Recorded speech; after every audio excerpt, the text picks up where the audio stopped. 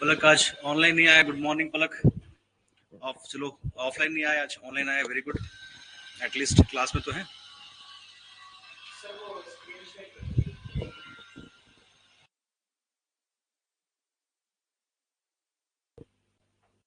काफी कुछ होता है ना इसमें।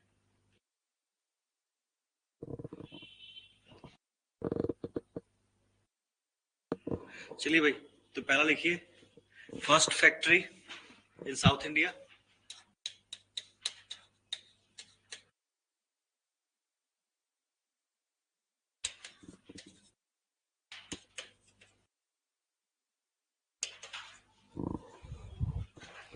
लिखिए मसूलीपट्टम।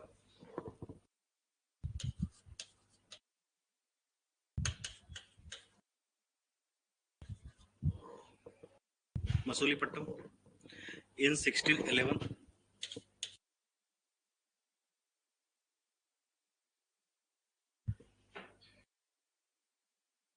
But soon shifted to. मसूलीपट्टम से कहां चले गए? ठीक है,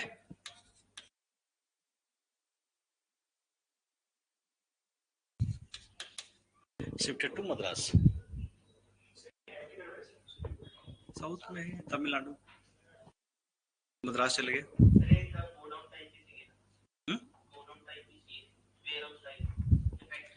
नहीं, फैक्ट्री मतलब मैंने कल बताया था आप लोगों को कि फैक्ट्री एज सच वो मैन्युफैक्चरिंग यूनिट नहीं होती, ट्रेडिंग कंपनी थी। हाँ, ट्रेडिंग कंपनी है ना, वो warehouse, offices, residential complexes. आप देखो ना, आप किस टाइम की बात कर रहे हो? घबराओ, आप देखो कि आप किस टाइम की बात कर रहे हो। आप बात कर रहे हो 1600 की। आप जहां पे अपना वेयर हाउस बना रहे हो, सोचो ना, बिल्कुल अलग थलग जगह पे होगा होगा किसी गांव के नजदीक, किसी पोर्ट के नजदीक, या किसी शहर के आउटस्कर्ट्स में। वहां पे कितना खतरा होगा। तो आपको सिर्फ वहां पे फैक्ट्री का मतलब ये नहीं होता कि एक बिल्डिंग बना दी। फैक्ट्री का मतलब एक ऐसा जगह जो फोर्टिफाइड होता था। पहले फोर्ट बनाया जाता था, फिर उसके अंदर वो चीजें बनाई जाती थी। नहीं तो फिर कोई भी घुस जाए, लूट मार कर दे, क्या करोगे? तो इनके अपने बॉडीगार्ड्स होते थे। शुरुआत में ये बॉडीगार्ड्स इंडियंस हुआ करते थे। ठीक है, पहले यूरोपियंस खुद करते थे, अपने अपने साथ सोल्जर्स लेके आते थे। फिर धीरे धीरे इसमें इंडियंस को इन्होंने हायर करना शुरू कर दिया। फिर जब इनकी आपस में लड़ाइयां होनी शुरू हो गई, या ज्यादा ट्रांसपोर्टेशन करना पड़ा, जगह जगह जाना पड़ा, तो इन्होंने छोटे छोटे यूनिट्स बना लिए आर्मी के। फिर उनको ट्रेन करना शुरू कर दिया। फिर इंडियंस को और एक अपॉर्चुनिटी दिखी जॉब के लिए, जो किसान थे, गरीब थे। क्योंकि जो किसान होते थे उनको होता था कि एक एडिशनल इनकम चाहिए ना। यूरोप में इंडस्ट्रियल रेवोल्यूशन जो इंग्लैंड में आया, उसके पीछे भी तो यही कारण था ना, कि जो वहां के फार्मर्स थे उनको एडिशनल इनकम चाहिए था। वो हैंडीक्राफ्ट का काम करते थे पहले, जो टाइम उनके पास फ्री होता था। जब अपने खेत में अनाज लगा दिया तो उसका टाइम फ्री होता है नॉर्मली इन लोगों के पास। तो वो क्या करते थे, वो बुनाई का काम करते थे। यही लोग बाद में जब इनकी जमीनें इनसे छीन ली गई है ना, लैंड रिफॉर्म्स में, छोटे जमींदारों से जमीन लेकर के बड़े जमींदारों को दे दिया गया, तो ये लोग फिर शहरों में गए और ये मजदूर बने। तो जब यहाँ के किसानों को पता लगा कि वो जो बाहरी कंपनी है वो नौकरी दे रही है और पैसे भी देगी, हर महीने तनख्वाह मिलेगी, तो एक छोटे एग्रीकल्चरिस्ट को क्या चाहिए?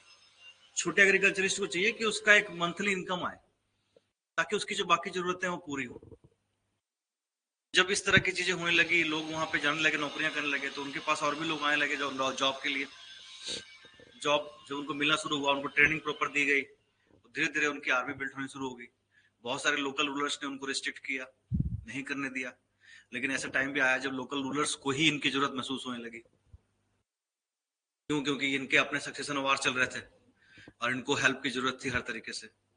तो ब्रिटिशर्स ने, फ्रेंच ने, इन सब ने अलग अलग सक्सेसर्स की लड़ाई में एक दूसरे की मतलब मदद की, और इसी से वो पॉलिटिकल इंटरफेरेंस का सिलसिला शुरू होता है। क्लियर? तो ये सिस्टम यहाँ पे चलता है। फैक्ट्री का मतलब ये नहीं है एक ही जगह, क्योंकि अगर वो रहेंगे तो अंग्रेजों की फैमिलीज भी आती थी, वो भी रहते थे। अब वो भी रहेंगे, उनकी फैमिलीज भी रहेंगी, उनके बच्चे भी हैं, तो वहां पे चर्चेज वगैरह भी होते थे। नहीं, तो उनके लिए तो सेफ्टी कंसर्न रहता था ना। तो ऑब्वियस है कि उसके लिए फिर 45 कहते थे, इसलिए इसको फैक्ट्री के नाम से जाना जाता था। मद्रास में शिफ्ट कर दिया।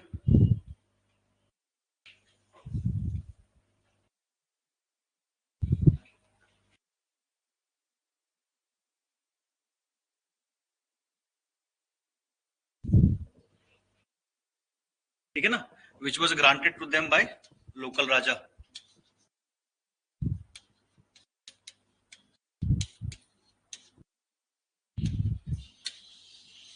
क्यों लोकल राजा इनकी मदद करते थे?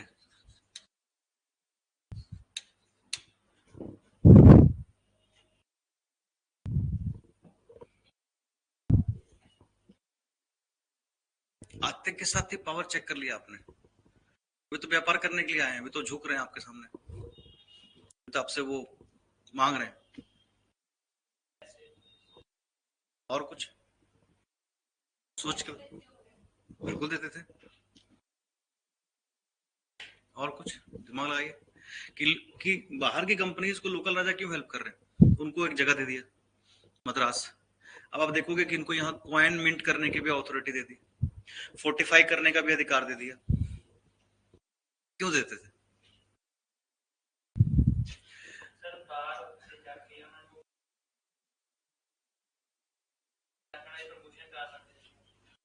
आज आप फॉरेन डायरेक्ट इन्वेस्टमेंट को क्यों प्रमोट करते हैं? ठंड तो लग रही? पक्का? आज देखो उन्होंने जैकेट नहीं पहना, आपने जैकेट, आपने, आपको ठंड लग रही है? आप हैं कहां से? अच्छा, कोल्ड हो रहा है। अभी ठंड तो लग रही? पक्का? देख लो, बंद कर दूं?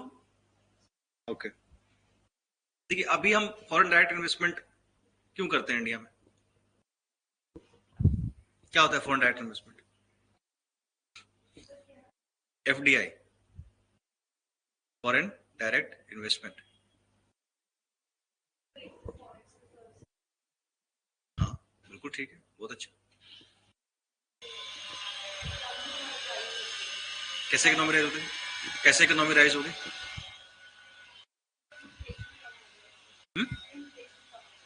नहीं नहीं, आपने कहा ना इकोनॉमी राइज करेगी। इकोनॉमी राइज कैसे करेगी?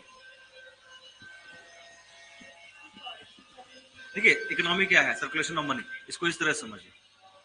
एक छोटा सा एग्जांपल देता हूँ। एक दूध बेचने वाला आदमी है, ओके? वो हर दिन करीबन 20 किलो के आसपास दूध बेचता है, जिसके लिए उसने 3 या 4 भैंस रखी हुई है। इसमें से कुछ दूध देती हैं, कुछ नहीं देती, तो टाइम जब आएगा उसका तो दूध देगी। तो उसमें क्या हुआ कि वो 20 किलो दूध रोज बेचता है, और इसमें से प्रॉफिट मार्जिन जो है उसका करीबन 10 रुपए पर जो है किलो वो कमा रहा है। 10 रुपए कमा रहा है, तो उसका जो प्रॉफिट हुआ तो कितना हुआ? 200 रुपया एक दिन का हुआ। अब एकदम से जिस लोकेलिटी में वो जाता है 20 लीटर दूध बेचने के लिए, किसी कोई 2 किलो लेता है, कोई 1 किलो लेता है, कोई आधा किलो लेता है, एकदम से उसकी डिमांड 5 किलो या 10 किलो की बढ़ गई, यानी कि 50% जो है उसका इंक्रीज हो गया डिमांड। अब उसे 30 किलो दूध देनी है, तो 30 किलो के लिए क्या करेगा वो? और भी भैंस खरीदेगा, खास करके वो भैंस जो अभी दूध दे रही हो या अभी नियर फ्यूचर में देनी हो। तो क्या करेगा? भैंस लेगा। भैंस लिया तो क्या हुआ? जैसे उसने भैंस खरीदा, उसका व्यापार बढ़ा। अब वो और भैंस खरीदेगा, तो उसने जहां से भैंस खरीदा होगा या जिस बाजार से खरीदा होगा वहां से खरीदेगा, तो एक ट्रांजेक्शन बढ़ा ना। अब भैंस खरीदा तो भैंस को रखने के लिए जगह चाहिए उसको, तो उसने शेड वाले को फोन किया, तो शेड बनाता है ना। मैसन को फोन किया जो नीचे बनाएगा जगह, उसे खाने की जगह बनाएगा, ठीक है ना। उसके साथ साथ वो जो आयरन का काम करते हैं जिसमें उसको बांध के रखेंगे, वो सब को बुलाएगा। फिर वो अपने सप्लायर को फोन करेगा जो उसके भैंसों के लिए चारा सप्लाई करता है, कि जी मुझे अब 5 किलो डेली का नहीं, मुझे 6 किलो या 7 किलो डेली का चाहिए, क्योंकि मेरा भैंस बढ़ गया। अब सिर्फ 10 किलो दूध बढ़ने से कितने लोगों के बिजनेस में इंक्रीज हुआ? सो देखिए, दूधिया के सिर्फ जो दूध देता है उसके ही व्यापार में बढ़ोतरी नहीं हुई, उसके साथ साथ उससे लिंक्ड जितने भी लोग हैं सबका काम बढ़ा। शेड बनाने वाला है उसका भी काम बढ़ा, वो भी आगे अपने सप्लायर को बोलेगा कि मेरे को ज्यादा दो, मेरे ज्यादा डिमांड आ रही है। तो सप्लायर आगे मैन्युफैक्चरर को बोलेगा, मैन्युफैक्चरर आगे और मैन्युफैक्चरिंग करेगा तो और भी यूनिट खोलेगा, है ना। मैं सिर्फ एक एग्जांपल दे रहा हूं छोटा सा, क्योंकि एक छोटे से ट्रांजैक्शन से कितने लोगों का भला हुआ ये देखिए। सीमेंट की बिक्री बढ़ी, लोहे की बिक्री बढ़ी, नहीं, जो चारा सप्लाई करते हैं उनकी बिक्री बढ़ी, यानी कि एक छोटे से हलचल से सर्कुलेशन बढ़ा और उससे कई लोगों का बेनिफिट हुआ। अब यही चीज आप यहां पे देखो कि अगर विदेशी कंपनी यहां पे आई तो विदेशी कंपनी क्या कर रही है, यहाँ के कारीगरों से सामान मनमर्जी कीमत पे खरीद रही, यहाँ के जो थोक व्यापारी है वो उनसे खरीद रही है। अब थोक व्यापारी क्या कर रहा है, अगर वो इंडियन को बेचता तो किसी चीज को 10 रुपए की बेचता, लेकिन फॉरेनर को देखा तो उसने उस चीज को 50 रुपए कर दिया और वो ले भी गए। तो व्यापारी को फायदा हो रहा है, कारीगर को फायदा हो रहा है, स्टेट को फायदा हो रहा है, ट्रांजैक्शन बढ़ रहा है तो टैक्स बढ़ रहा है, बढ़ रहा है। और जब ये चीजें वहां जाएंगी, डिमांड बढ़ेगी तो और सप्लाई की जरूरत पड़ेगी, तो सप्लाई चेन सिस्टम मजबूत हो रहा है ना, उससे स्टेट को ही फायदा हो रहा है। तो शुरुआत में आप देखेंगे कि जितने भी रूलर्स थे वो सब इन यूरोपियन कंपनीज की मदद कर रहे थे, इंक्लूडिंग मुगल एम्पायर, क्योंकि इससे सर्कुलेशन बढ़ रही थी और इससे डिमांड सप्लाई जो है मजबूत हो रहा था और इससे इंडिया की इकोनॉमिक स्ट्रेंथ और बढ़ रही थी। उसका रिपरकशन क्या हुआ वो बात की बात है, लेकिन अभी बेनिफिट ज्यादा था, इसलिए यहाँ पे आप देखेंगे लोकल राजा ने उनको यहाँ पे जगह भी दी और ये भी बोला कि आप यहाँ पे अपना फोर्टिफिकेशन कर सकते हैं अपनी सुरक्षा के लिए, अपने और अपने लोगों की सुरक्षा के लिए, क्योंकि इकोनॉमी इन्वॉल्व है। ये व्यापारी पैसे लेके आते थे, इन व्यापारियों के पास वेयर हाउसेस होते थे, ठीक है। अब इनके पास इतना सामान होता था, पैसा होता था, तो इनकी सुरक्षा की जिम्मेवारी किसकी होती थी, स्टेट की होती थी। लेकिन स्टेट के पास इतना रिसोर्सेज हर समय नहीं था कि वो 24 घंटे उनके सुरक्षा के लगा सके, तो इनको क्या परमिट किया गया कि आप अपनी पर्सनल सिक्योरिटी भी रख सकते हो, पर्सनल सिक्योरिटी रख सकते हो। आर्मी तो बाद में बनी ना वो। आप अभी भी देखिए ना, जो बड़े बड़े व्यापारी हैं, बिजनेसमैन हैं, अंबानी साहब हो गए, अडानी साहब हो गए, आप उनके साथ देखिए पुलिस तो होती है लेकिन अपने पर्सनल सिक्योरिटी गार्ड्स भी होते हैं, नहीं जो बंदूक लेके चारों तरफ घूमते रहते हैं, कहीं भी को है। तो वो चीज आज से नहीं है, आज हुआ ऐसा नहीं है, पहले से ही है। कोई भी जो थोड़ा सा पावरफुल रहता है, पैसे वाला रहता है, उसे देखो 4-5 बाउंसर्स उसके आसपास घूम रहे होते हैं, सबको साइड में कर रहे होते हैं, साहब आ गए, साहब आ गए। तो पैसा है तो डर भी है, खतरा भी है ना। कोई फोन कर देगा इतने पैसे दो, नहीं तो गोली मार देंगे। आजकल तो हर तरह का सिस्टम में माफिया है, गुंडे हैं, बदमाश हैं, तो लोगों को खतरा आज भी है, उस टाइम पे भी था। तो खतरा हर तरह का है, तो उसका उस तरह का सॉल्यूशन भी है, और वही चीजें यहाँ पे आपको ब्रिटिश सिस्टम में भी नजर आ रही है। ऐसा नहीं है कि उस टाइम था आज नहीं है, आज भी है, वही चीजें हैं, लेकिन उसका रूप थोड़ा सा बदल गया है। जी आगे बढ़ेंगे, नेक्स्ट करेंगे। राजा ऑथोराइज देम टू फोर्टिफाई, क्या किया,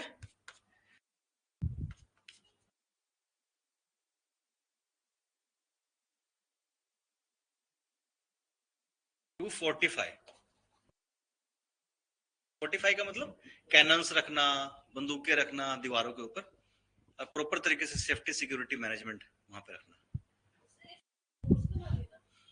फोर्स तो हाँ, रिक्रूटमेंट फोर्स करना, फोर्ट तो बनाते ही थे ना, बिना फोर्ट के आप रहोगे कैसे। आपने सिंपल बिल्डिंग बना ली तो कोई भी घोड़ा लायक घुस जाएगा, बंदूकें तान देगा आपके ऊपर, क्या करोगे। उसको रोकने के लिए आपको एक फोर्ट तो बनाना पड़ेगा, 4 दीवारें चारों तरफ, ताकि कोई भी आए तो कम से कम पहले उसको रोका जाए, पूछा जाए कौन हो भाई, तुम क्या चाहते हो। नहीं खुद बनाते थे, yes.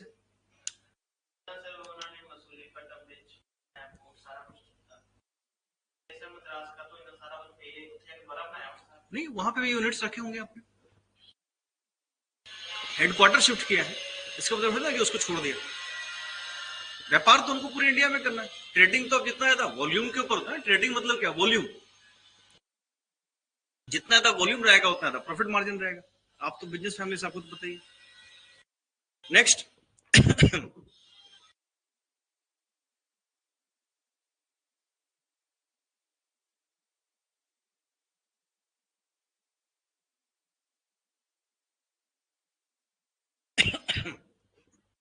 fortify and mint their coin।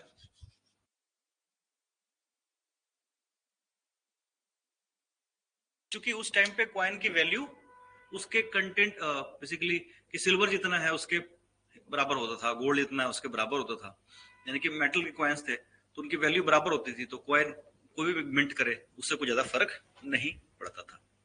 इसीलिए उनको कॉइन्स भी बनाने का अधिकार दे दिया गया था। और इस फोर्ट को क्या कहते थे? Fort Saint George. क्या कहते थे इसको? Fort Saint George.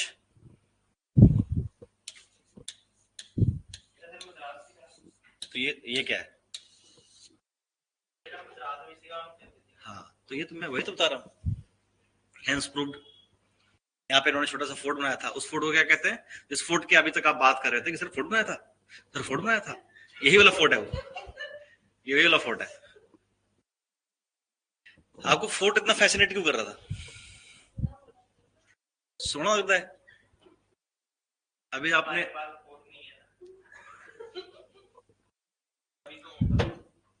फोर्ट लेके भी क्या करोगे? उसका मेंटेनेंस बहुत महंगा। यूरोप में जितने बड़े बड़े इनके हैं ना कैसल्स, उतने बड़े बड़े तो यहाँ जमींदारों की कोठियां होती हैं। छोटे छोटे कैसल है उनके, इतने बड़े बड़े छोटे छोटे, और उसी को उन्होंने पता नहीं कितना ग्लोरीफाई किया हुआ। कैसल कैसल कैसल 100 गज के प्लाट। और यहाँ पे इंडिया में देखो आप, इतने बड़े बड़े महल। मैं उदयपुर गया था, पागल घूम के, महल ही ना खत्म हो, खत्म नहीं होता। इतने बड़े बड़े, अच्छा इतने बड़े बड़े हैं किले, फोर्ट्स, आप पागल हो जाओ घूमते घूमते, खत्म। और अलग अलग है ना सब चीजों के लिए। हर रानी निवास अलग है, राजा निवास अलग है, दीवाने आम अलग है, दीवाने खास अलग है। फिर एक अलग ही जगह है जहां पे सब रानियां तैयार होती थी, वो दुनिया ही अलग है। वो इतना खूबसूरत बनाया हुआ उसको। दरबार अलग है। कहाँ गुम हो गया? और इनका इतना ही बड़ा होता है, उसी में एक राजा बैठा होता है, वो सामने जाके, पीछे एक दो कमरे होते हैं, उसी को कैसल कैसल कैसल। आइए आइए। नहीं नहीं, उसकी इंटरेस्ट थोड़ी सी बड़ी होती है, लेकिन आप इंटर करते ही दरबार आया था सामने, उसी को कैसल कैसल करते रहते हैं। अपने देखो इतने बड़े बड़े फोर्ट है ना।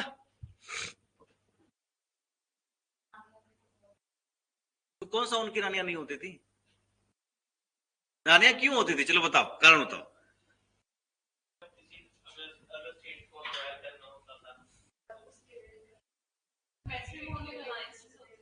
मैट्रिमोनियल अलायंस इतनी शादी थोड़ी करेंगे। इतनी कितनों से आप अलायंस कर लोगे? 200-300 शादियां करोगे? इतने अलायंस कर लोगे? इतने तो स्टेट भी नहीं है जितने आप अलायंस कर चुके हो। हाँ जी, बताओ क्यों होता था? इसका पॉलिटिकल रीजन है।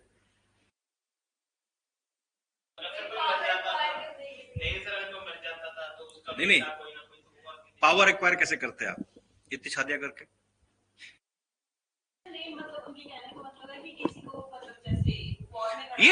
ये सिर्फ एक ही आप देखेंगे, सिर्फ इंडिया में था ऐसा नहीं है। यहाँ पे आप इसको रानी निवास कहते थे हिंदुओं में। हिंदू राजा जो मुस्लिम होते थे उसको हरम कहते थे, ठीक है ना। अलग अलग मिस्ट्रेस कहते थे बेसिकली, उसमें आप देखेंगे तो दूसरे इंग्लिश वाले सिस्टम में। क्यों होता था ये?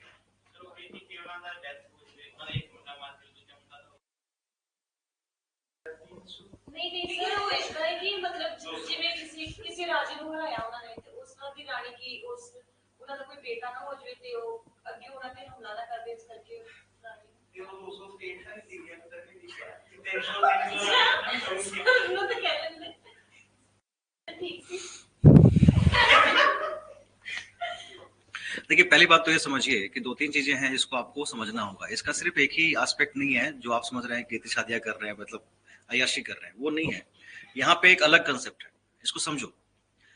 एक तो पहली बात तो ये है कि मैट्रिमोनियल अलायंस का तो कंसेप्ट था, डेफिनेटली था, लेकिन इससे कई सारी और चीजें भी निकलती हैं, आप उसको भी समझो।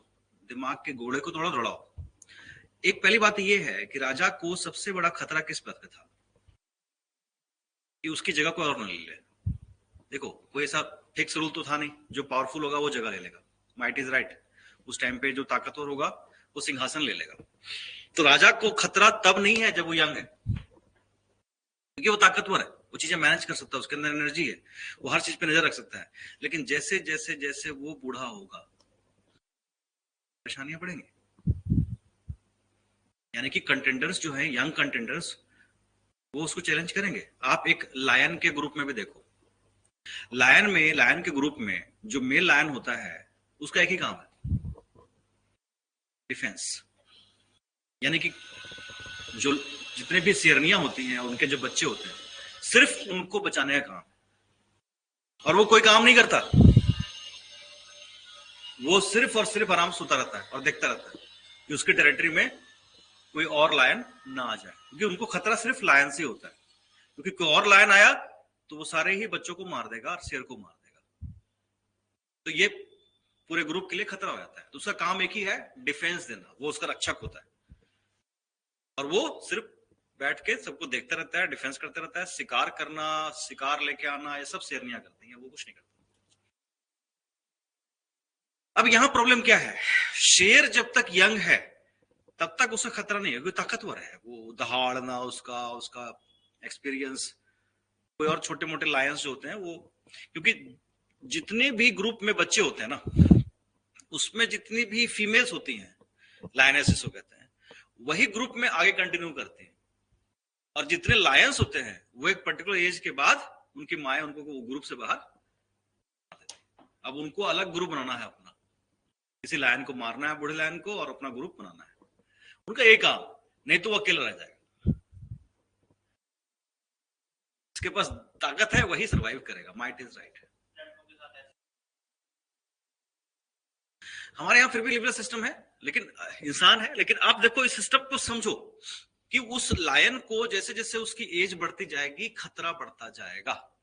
अब उसके पास डिफेंस के लिए कोई और मेल लायन तो है नहीं, वो अकेला है, और तब तक ही वो बचा हुआ है जब तक वो यंग है। जैसे ही वो बूढ़ा होगा उसे मार के, जितने भी बच्चे हैं उनको मार के दूसरा लायन उसकी जगह ले लेगा। तो नेचर का रूल है, there is no place for weak in this world. आप कमजोर होगे, आपकी जगह कोई और आ जाएगा। अब यहां पे राजा महाराजा जो होते थे उनको ये बात पता थी कि जैसे ही वो कमजोर होंगे उनकी जगह कोई और राजवंश आ जाएगा। अपने राजवंश को बढ़ाने के लिए और अपने स्टेट में मैक्सिमम से मैक्सिमम इंपॉर्टेंट पोजीशंस पे अपने ही बच्चों को रखने के लिए ऐसा किया जाता था। This is a political need कि जितने ज्यादा उसके बच्चे होंगे, स्पेशली मेल्स, वो सारे ही इंपॉर्टेंट पोजीशंस पे होंगे, तो जो प्रोबेबिलिटी ऑफ रिवोल्ट या रिबेलियन है या डिथ्रोनिंग है वो कम हो जाएगी। और जितनी लड़कियां होंगी, प्रिंसेस होंगी, उनकी शादियां फिर अलग अलग स्टेट में करके उनके साथ फ्रेंडली रिलेशन एस्टैब्लिश किए। इसीलिए ज्यादा शादियां या हरम या सिस्टम था, और हरम में ऐसा नहीं था कि सिर्फ उनकी वाइफ्स हुआ करते थे, उनकी मदर्स भी रहते थे, उनके सिस्टर्स भी रहते थे, रानी निवास है उसमें सारी लेडीज जो होती थी सब वही रहते थे। हरम का सिस्टम अपना अलग था। राजा की जो फेवरेट क्वीन होती थी उनको भी सैलरीज मिलती थी, उनको भी स्लेव्स मिलते थे, उनको खर्चे के लिए पैसे मिलते थे, फेस्टिवल्स में गिफ्ट मिलते थे, और अकॉर्डिंग टू हायरार्की वो मिलता था। जो सबसे लीस्ट प्रायोरिटी वाली क्वीन होती थी, यानी कि जिसके बच्चा होने का कोई चांस नहीं है, जो सुंदर भी नहीं है। अब 97% लोग खूबसूरत नहीं होते, एवरेज लुकिंग होते हैं ना।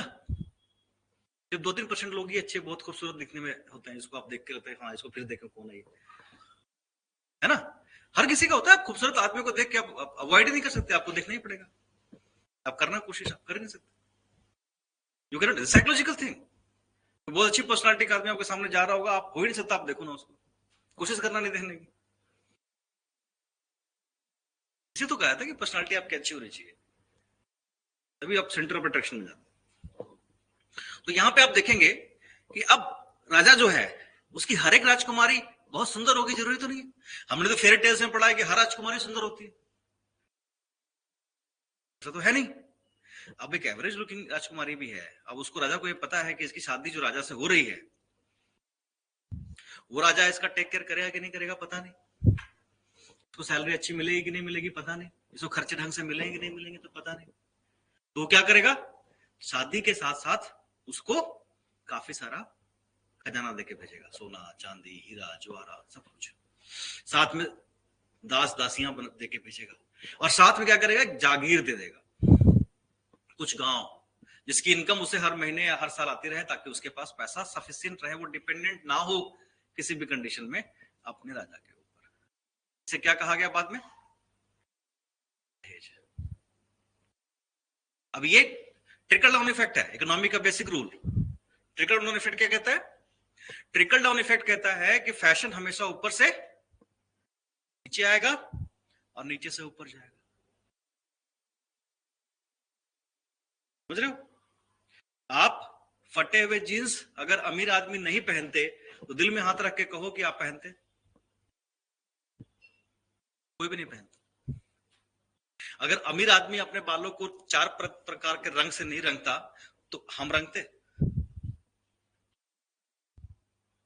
मिडिल क्लास हमेशा कोशिश करेगा अमीर दिखने की, और अमीर हमेशा कोशिश करेगा कि मिडिल क्लास से दूर रहे। ये बेसिक रूल है। और वो हमेशा, आप जो जो चीजों को, पहले अमीर आदमी बहुत कलरफुल कपड़े पहनते थे, मिडिल क्लास ने पहनना शुरू कर दिया। अब अमीर आदमी क्या हो गए? Black, grey, white. अब मिडिल क्लास पहनना शुरू कर दिया, वो कुछ और ही पहन। पहले वो इंग्लिश बोलते थे, आप हिंदी बोलते थे, अब आपने इंग्लिश बोलना शुरू कर दिया, अब वो फ्रेंच स्पेनिश में पहुंच गए। छोड़ो। तो फैशन जो है हमेशा ऊपर से नीचे की तरफ ही आता है, और यही हुआ। राजा ने ऐसा किया तो उसके दरबारियों ने भी यही किया, अपनी बेटियों की शादियों में पैसे देने शुरू कर दिए। बात है कि जो अमीर आदमी एक शादी नहीं करेगा, कई शादियां करेंगे, मेरी बेटी को कमी ना रहे। उसने ये किया तो बड़े व्यापारियों ने करना शुरू कर दिया। रिसोर्सेज बहुत थे, पैसे बहुत थे।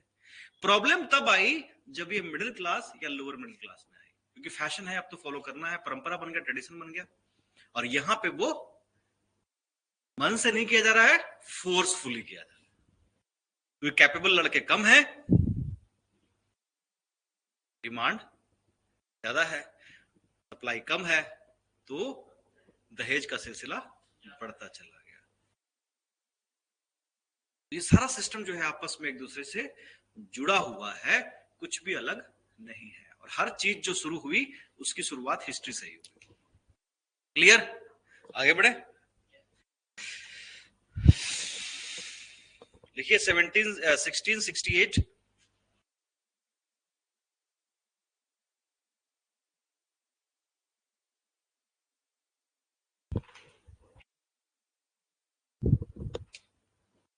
क्या हुआ था?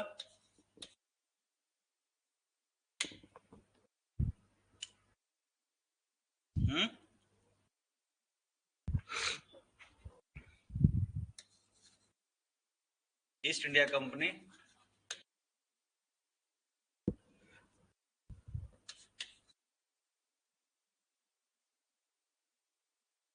bought Bombay on lease from Charles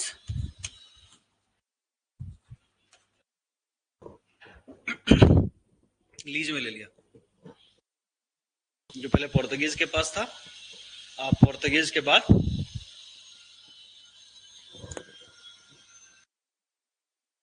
England के किंग के पास चला गया, और इंग्लैंड के किंग से अब किसके पास आ गया?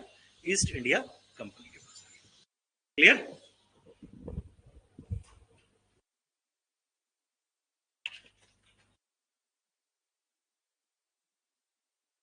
Next, in eastern India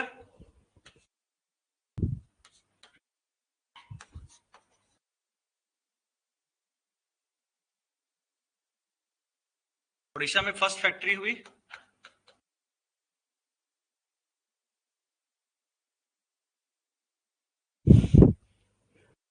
sixteen 1663।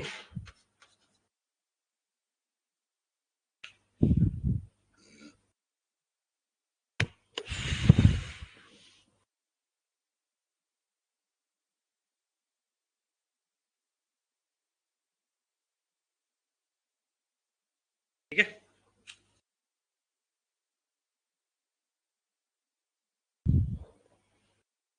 Next, relationship between east India company and Mughals.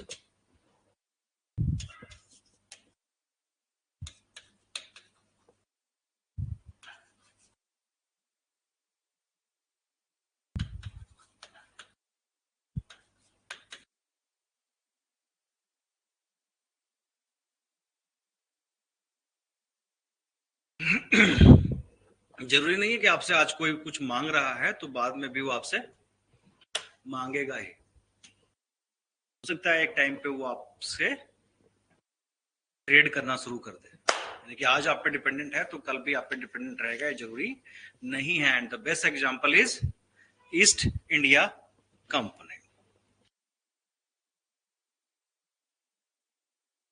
1686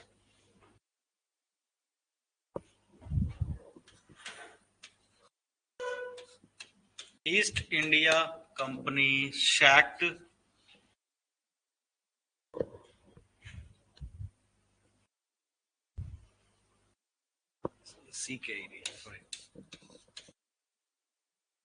सैक्ट Hooghly.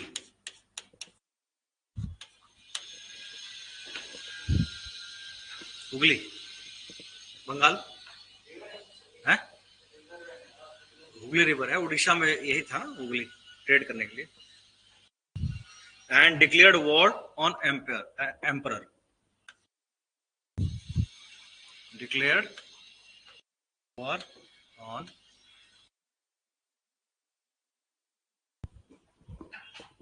इस टाइम पे कौन थे? Aurangzeb.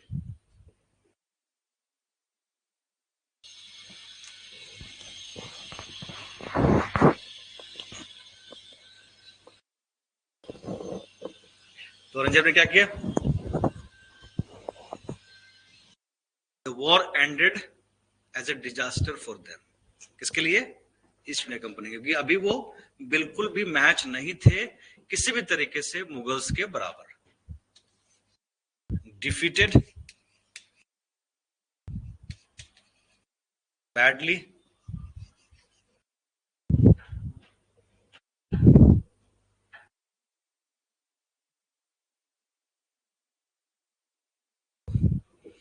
and driven out of their factories in Bengal.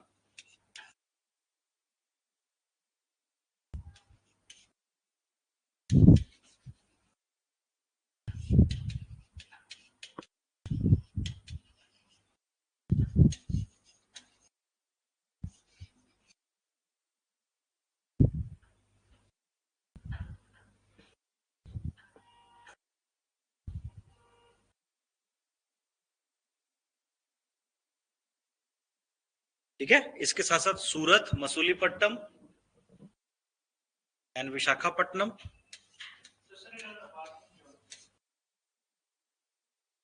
बदमाशी करते थे, टैक्स चोरी करते थे। जब पकड़ा तो और उसको लगा कि धमका देंगे, औरंगजेब धमका बोला था, बहुत बड़ा वॉरियर था वो। सूरत, मसूलीपट्टनम, उसने पूरी जिंदगी लड़ाई देखी थी। विशाखापट्टनम,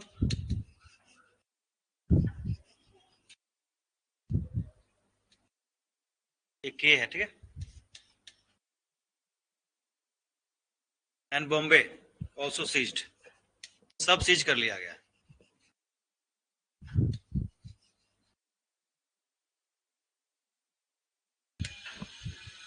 लिख लिया, ऑल्सो सीज्ड।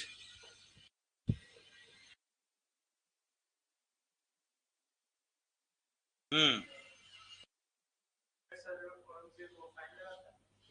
1.5 लाख रुपए, नहीं नहीं, 1.5 लाख रुपए। It resumed after a fine of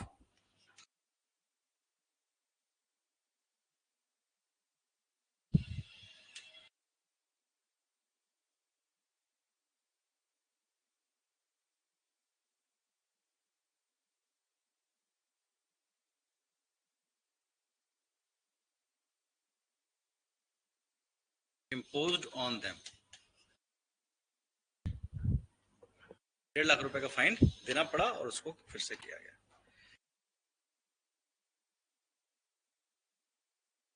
ठीक है, 1686 हो गया, क्लियर।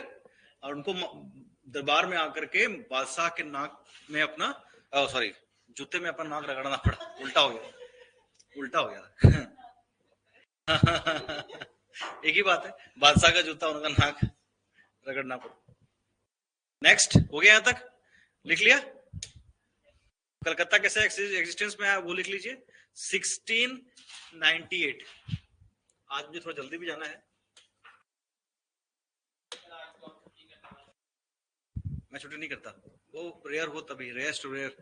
अभी मेरा लेक्चर है उन बच्चों का जिन्होंने मेंस क्वालिफाई किया है, जुडिशरी का, उनका इंटरव्यू के लिए मेरा लेक्चर है, इंटरव्यू की तैयारी कैसे करनी चाहिए।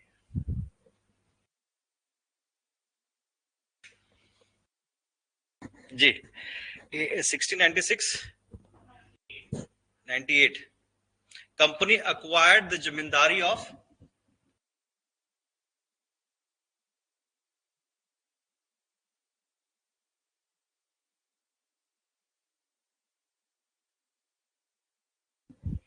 तीन गांवों का मिला था, सुतानाती लिखिए,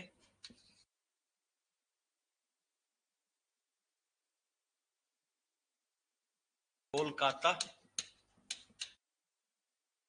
एंड गोविंदपुर।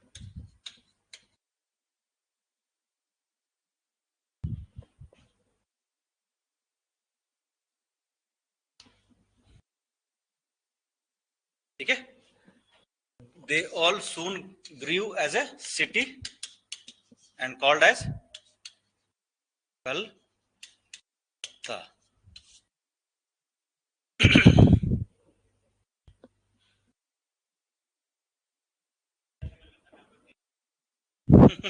तभी तो किया, ये तो हिस्ट्री है इसकी। कोलकाता कलकत्ता कर दिया, and in 1700 built a fort called Fort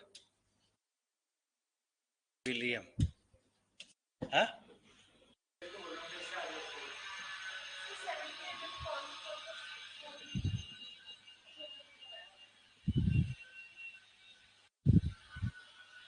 fort William, ये फोर्ट विलियम बड़ा इंपॉर्टेंट है इनकी हिस्ट्री में, ये फोर्ट विलियम में बैटल ऑफ प्लासी की शुरुआत होगी।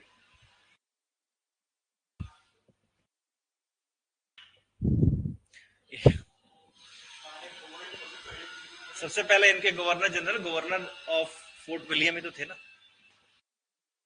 फिर गवर्नर जनरल ऑफ इंडिया बने। फोर्ट विलियम सबसे इंपॉर्टेंट रहा इनके लिए। हैं? कैलिकट तो अलग हो गया, साउथ में आ गया, कलकत्ता अलग है। ठीक है, बुम बुम बुम। रुकिए रुकिए भाई, अभी डेट्स और कंफर्मेशन कर लीजिए, इधर उधर की बातें करेंगे तो ये जो कर रहे हो भूल जाओगे। सिस्टमेटिक है ना सिस्टम। 1698 1700 हो गया, अब 1717 में चलो।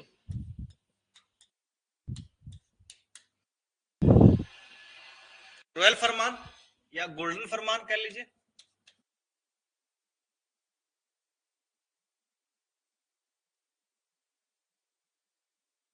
issued by Farooq Siya.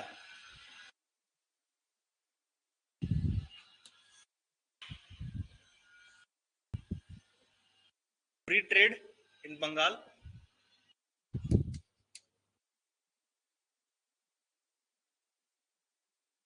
तभी एक्सपोर्ट इंपोर्ट नहीं लगेगा। बाय पेमेंट ऑफ यस,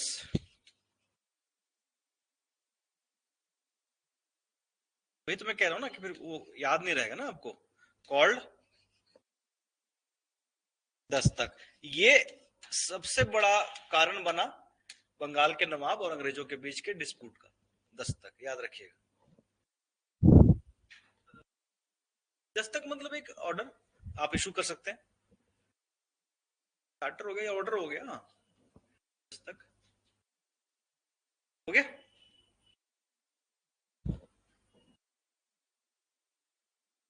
इसके बाद क्या आएगा? Anglo French struggle war, Karnataka war, अंग्रेज और फ्रांसीसी आपस में लड़े। क्यों लड़े? क्योंकि फ्रांस के गवर्नर जनरल ड्यूप्लेक्स एम्बिशियस थे और वो जानते थे कि यहाँ पॉलिटिकल बेनिफिट लेकर के यहाँ पे पॉलिटिकल हेजेमनी एस्टेब्लिश किया सकती है, इसी लड़े। जो उन्होंने किया उसको फॉलो किया अंग्रेजों ने। Ultimately first war, third war जो हुआ वो इंटरनेशनल रीजन्स की वजह से हुआ। ऑस्ट्रिया का सक्सेशन से वॉर चल रहा है, कहीं पे कुछ हो रहा है, 7 ईयर वॉर शुरू हो गया। और 7 ईयर वॉर इतना एक डेडलीस्ट वॉर था जिसमें फ्रांसीसियों को बहुत बड़ा नुकसान हुआ। कौन सा नुकसान हुआ? कनाडा का। इसलिए कनाडा में आज भी फ्रेंच बोली जाती है। वो फ्रेंच कॉलोनी थी, अंग्रेजों ने फ्रांसीसियों से छीन लिया और इंडिया भी उनसे, इनके हाथ से निकल गया।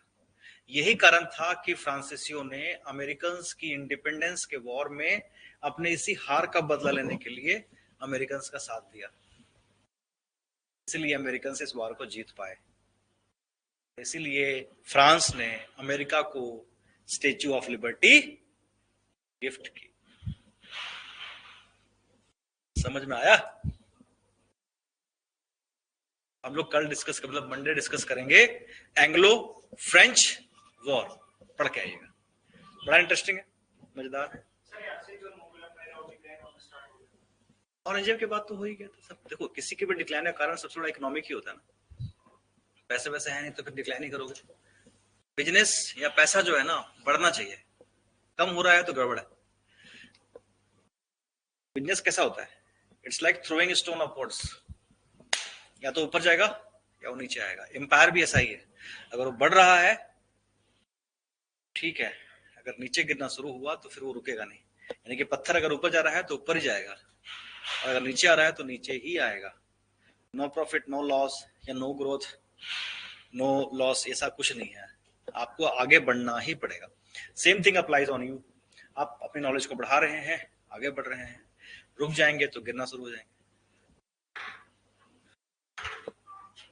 रूल सबके लिए बराबर है, नेचर का रूल है ये। ठीक बा, चलें? Thank you so much, see you.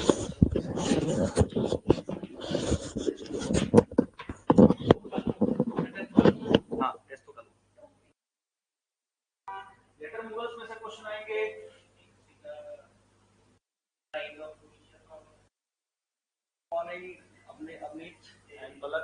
कोई क्वेश्चन तो नहीं है आप लोगों का? एनी क्वेश्चन और डाउट? जो आपने पढ़ा है, लेटर मूवर्स पढ़ा है,